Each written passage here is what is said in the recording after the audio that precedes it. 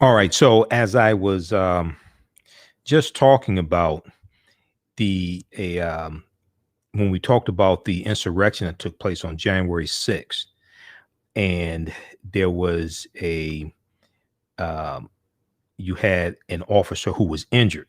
Okay. I think there may have been a female officer injured, but we do know that there was a male officer injured. And NBC News is reporting that a Capitol police officer has died from injuries after clashing with pro-Trump mob.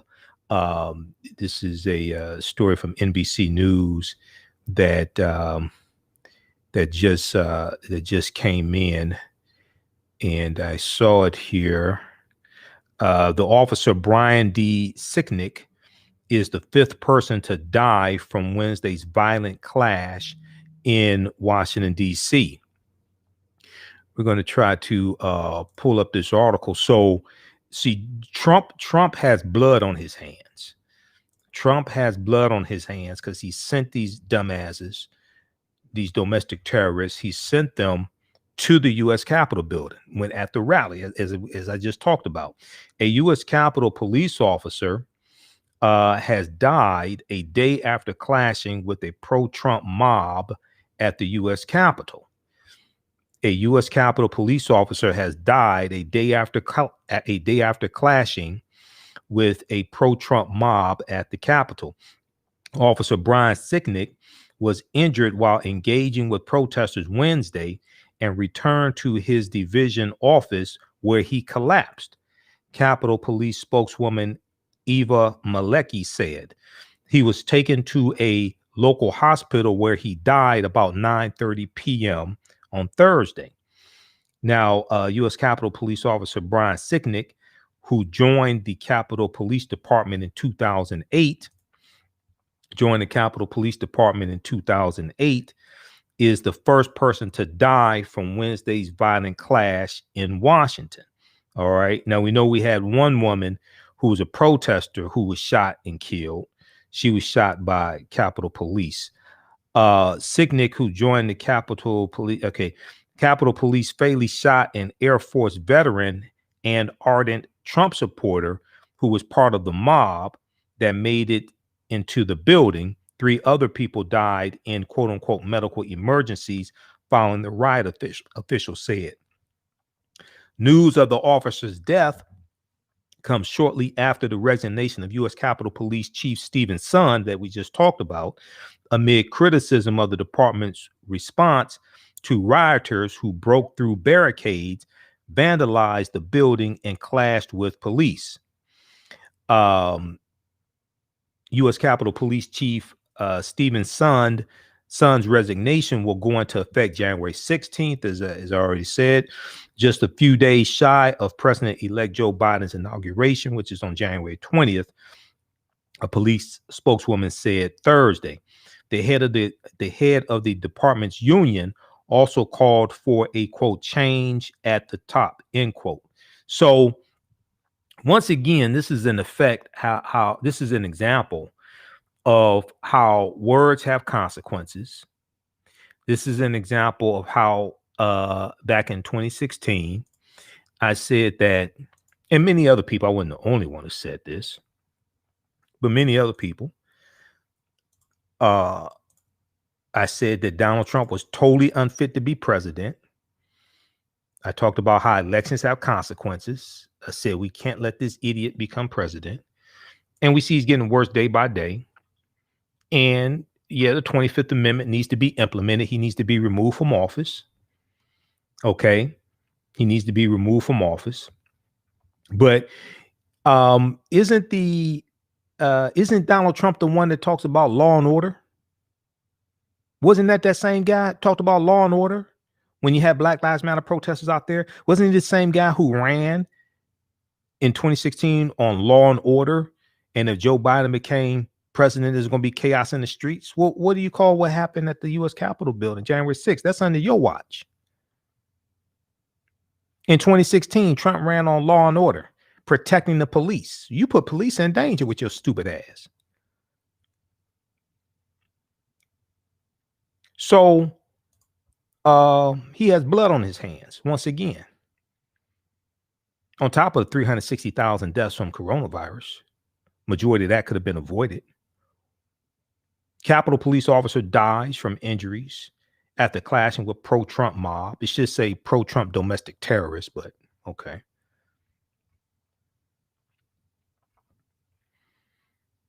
So, you know, now I didn't get a chance to talk about it, but Trump is trying to walk back his comments. And there was one article I saw dealing with this. He's trying to walk back his comments, and he's saying that there'll be a change at Congress. Let me see, which one was that? In striking shift, NBC News. In striking shift, Trump reverses positions on election laws, rioters, and COVID. It's a little late for that. This is January 7th, 2021. We didn't get a chance to talk about this. We'll talk about this some more Friday night. But a day after he told his supporters, quote unquote, we love you, the day after he told some domestic terrorist thugs, we love you, Donald Trump condemned them Thursday for violently swarming the U.S. Capitol in a statement that called for a, quote, seamless transition of power. You don't want to send them to the Capitol, you dumbass. See, this is in 2016, people said months before the election, I warned our people about Trump.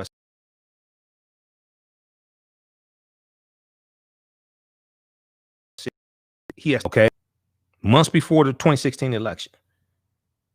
People said, oh, I'm overreacting. Oh, we don't need to vote. We just need to do economic empowerment, invest in the stock market, and build businesses. I said, that's good. My degree's in business administration. I'm all for that. But you also have to have somebody mentally stable in office. You can't have somebody that incites insurrection. You can't have somebody who coddles domestic terrorists. So if let me see, can we pull up this last article here? In striking shift, Trump reverses positions on election laws. No, it's not a striking shift. What happens is Trump has a habit of shifting positions when the opposition is against him. Then he'll change the next day, say, oh, no, that's not what I meant. Oh, I was just kidding. Sit your ass down. Call the Jim, James, Paul, and Tyrone Moving Company and pack your stuff. Let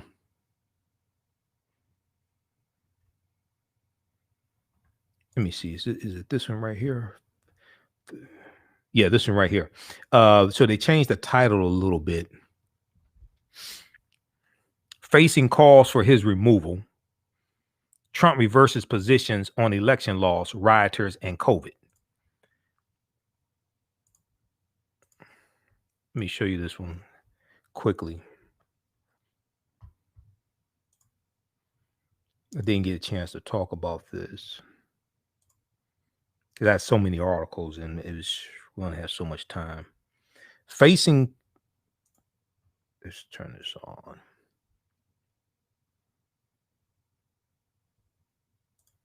Facing calls for his removal through the 25th Amendment or impeachment, Trump reverses positions on election laws, rioters, and COVID. Trump acknowledged a new administration in a statement. Okay. So I think that was the statement that came out late Wednesday or early Thursday morning, one of them. And his Twitter account was shut down. He was locked out of Twitter. It's questionable. Did he actually put out that statement or one of his aides put it out? A day after he told, so this article is from January 7th, 2021, posted 7:42 p.m. Eastern Standard Time. A day after he told his supporters, quote unquote, we love you, Donald Trump condemned them Thursday for violently swarming the U.S. Capitol in a statement that called for a, quote, seamless transition of power, end quote.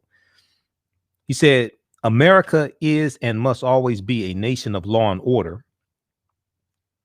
The demonstrators who infiltrated the Capitol have defiled the seat of American democracy, end quote. So I think this is a statement later on in the day, Thursday.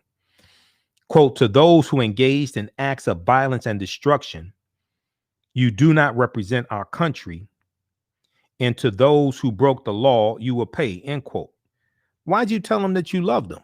You told them you loved them after they broke the law. You told them you loved them and go home, but you don't want to send them to the U.S. Capitol. This is what happens when you have somebody mentally unstable and somebody who does not understand how to handle the power that they have, and somebody who's vengeful and a monarch, a dictator. Although it was filled with numerous falsehoods, the statement marks a stark shift for Trump, who only Wednesday had been slow to call for the rioters to disperse and had to be persuaded to send reinforcements for Capitol Police as the building was under siege. Now, as I told you from the story from the New York Times, aides were saying Trump was sitting back watching the carnage that was taking place, enjoying it. Let's go back here quickly here. And we're really going to get out of here. Let's go back to this article from the New York Times that I showed you that came on January 7th, 2021 by this is the one by Michael Schmidt and Maggie Haberman.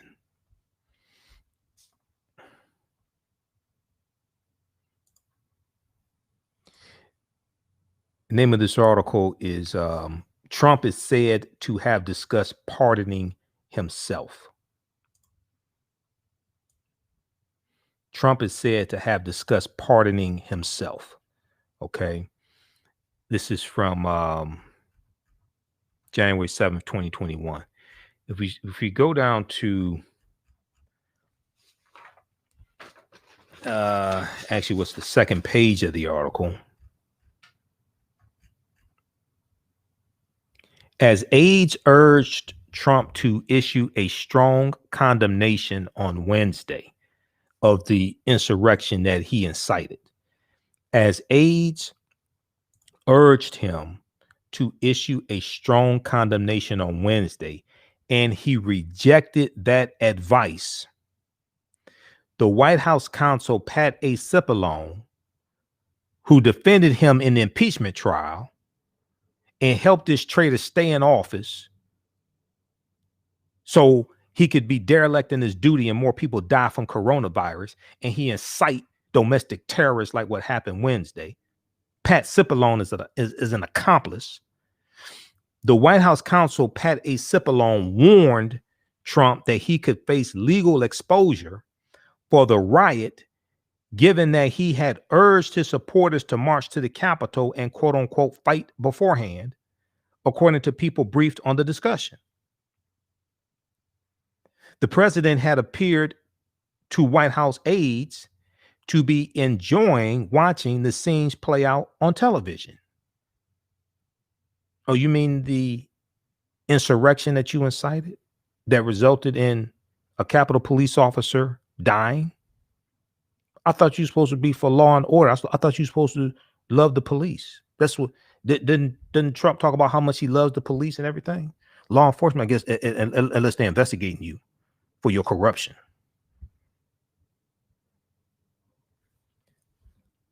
All right. So check this out also. But breaking news story.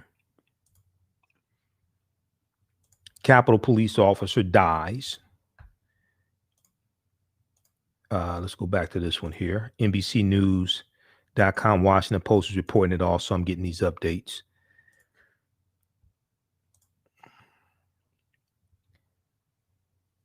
Capitol Police officer dies from injuries after clashing with pro-Trump mob. It should say pro-Trump domestic terrorist thugs. But I guess they're being a little politically correct. The officer, Brian D. Sicknick, is the fifth person to die from Wednesday's violent clash in Washington.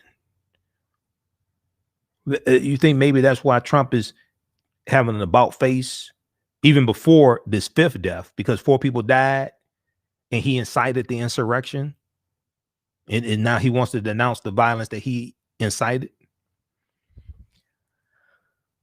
Okay. Yeah. All right.